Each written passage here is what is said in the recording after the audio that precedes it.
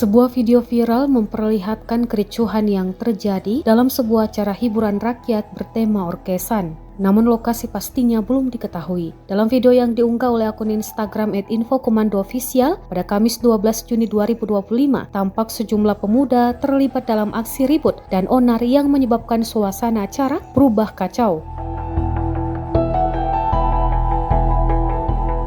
Menurut narasi dalam unggahan tersebut, keributan berujung pada tindakan tegas dari anggota TNI yang tengah bertugas mengamankan acara.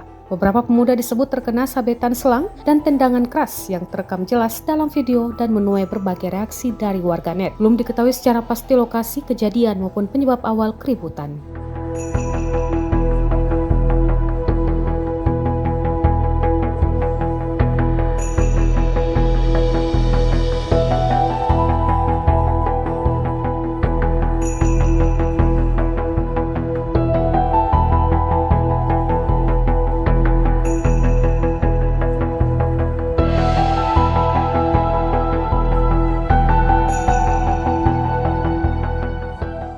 Download Tribun X sekarang, menghadirkan lokal menjadi Indonesia.